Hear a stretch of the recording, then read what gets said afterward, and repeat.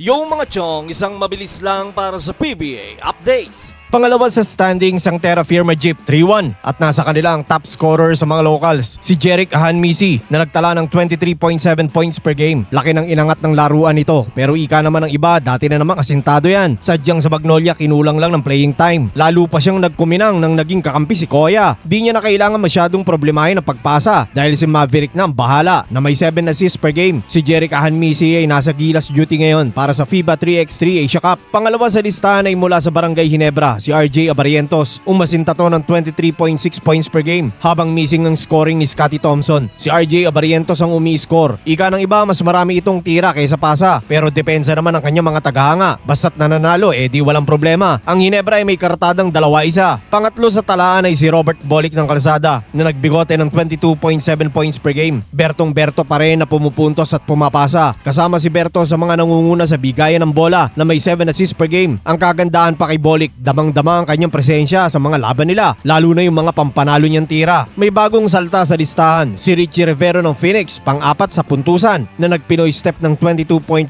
points per game. Kumarir high ito ng 40 puntos. Biglang nag-ibang datingan nito sa Phoenix pagsampa ng bagong tagamando na ngayon may 3 panalo at 1 talo. Si Richie ay mas naging lisensyado. Tira lang kung tira kahit 1 to sawa pa, pero ayos lang dahil malaki na ang in-improve ng shooting nito. Sa lundagan para din goma-goma at hindi pa rin nawawala ang paborito niyang tira. Nasa panglima si CJ Perez ng SMB na nag-predator ng 22.2 points per game. Ika ng ilan, nasa pagbe-break-in pa lang si Perez. Parang SMB lang natuto sa standing. Banat ng mga manginginom, wala pa sa exciting part ang scoring ni CJ. Dahil nga elims pa lang ngayon. Actually, yung locals ng Beermen wala namang kaso sa scoring. Sa import na lang sila magkakatalo kung kaya sila dalhin sa kampyonato. Ang asintahan kasi ngayon sa import ay si Bolbol ng TNT na nag-average ng 37.3 points per game sa 2-1 na kartada. Impact sa tropang 5G at impact din sa PBA. Sa ngayon wala pang nakakapigil ditong umiscore dahil nga napakahaba. Buenas pa nga dahil maalat to sa 3. Kung may itutulis pa to, malamang di lang 37 average niyan. Sa kapwa import, si Clint Chapman ng Magnolia ang lumampas ng bahagya sa kanyang scoring na may 39 points per game. Pero isang laro pa lang to. Sumunod sa listahan ay si Justin Brownlee ng Barangay Ginebra na nagmagic ng 36.7